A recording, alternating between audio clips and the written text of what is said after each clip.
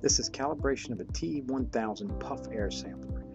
You start with the module, which is a TE1002, and you want to make sure you have an empty piece of glass in there. No foam, no XAD, just an empty piece of glass. You make sure the gaskets are in there and you screw it back together.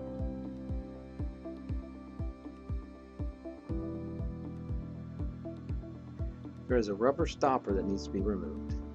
And then you place the module on the quick disconnect by using the two quick disconnect tabs and making sure it's tight and sealed properly.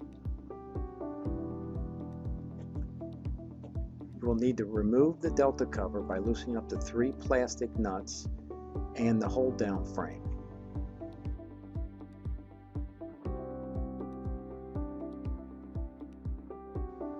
The next step is to install the TE5040 calibration device. This is done by reverse order how you took off the hold down frame, making sure that the 3 washers are on top.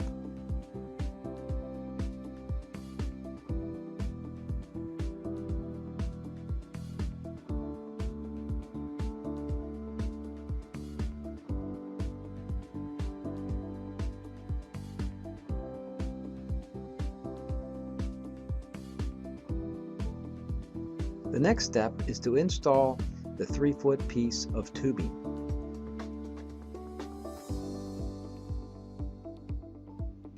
Next, you will need to install the TE5030 30-inch water manometer. The first step is to remove the valves on the top and make sure they are fully open. It is recommended to remove the valve and screw back on with one thread on. The black tubing is then installed on either side of the valve. One valve is open to the atmosphere and the other has the black tubing on it.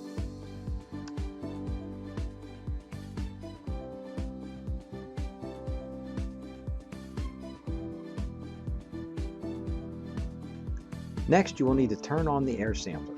Open the door of the TE507 timer and flip the switch to the right, turning it on. You will need to loosen the shaft lock on the TE5010 voltage variator and using a screwdriver to set the magnehelic gauge on 70.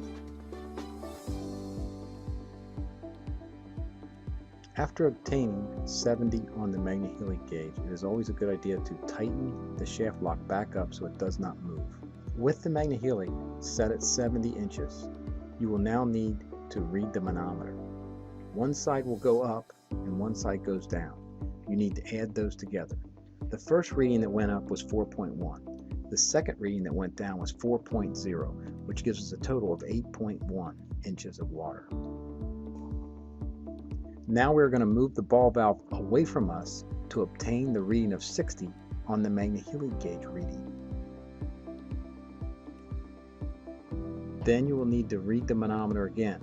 In this case, it was up 3.5 and then it went down 3.5 inches for a total of 7.0 inches. Then you will need to move the ball valve away from you again and obtain a reading of 50 inches on the magnehelic gauge. Then, like we did before, you will need to read the manometer. It went up 3.0 and it went down 2.9 inches for a total of 5.9 inches. Again, move the ball valve away from you to obtain a reading of 40 on the magnehelic gauge. This time the manometer went up 2.6 and it went down 2.5 inches for a total of 5.1 inches. Again, move the ball valve away from you and get the fifth and final point, which is 30 on the magnehelic gauge. In our example, the first leg went up 2.2 inches and down 2.0 inches for a total of 4.2 inches. Now that the calibration is complete, please pull the ball valve towards you and open it back up. Close the door on the TE5007 timer Next, remove the TE5040 calibration device and the black piece of tubing. You will also need to roll up the slack tube manometer.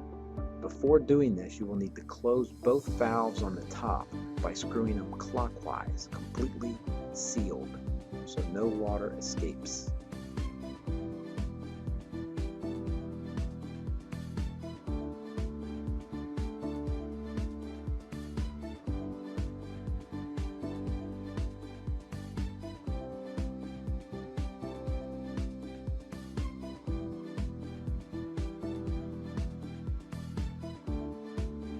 You will need to go to tisch-env.com to find the calibration worksheet for the TE1000.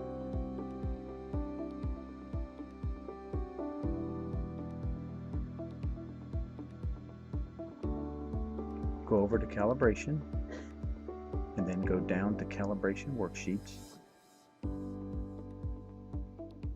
and the TE1000 PUF worksheet will be the first one under calibration worksheets. Click on that link to download the Excel spreadsheet.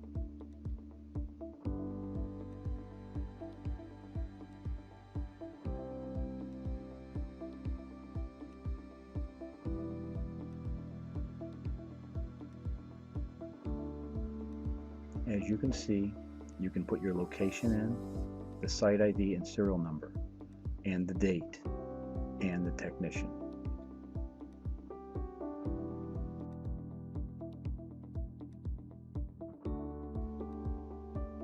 Next is the site conditions. In our example, the barometric pressure was 29.96 inches of mercury, and the temperature was 70 degrees Fahrenheit. Next is the calibration orifice. You will need to put the serial number in, and you will also need to put the Q standard slope and the Q standard intercept. The slope in our example was 9.89525 and the intercept was negative 0.04826.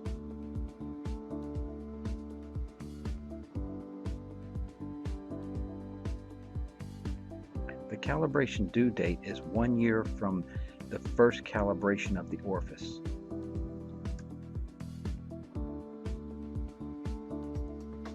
Next is the calibration information. In our example, the first point at 70 was 8.1 inches, the second point was 7.0 inches at 60, and 5.9 inches at 50, 5.1 at 40, and 4.2 inches at 30.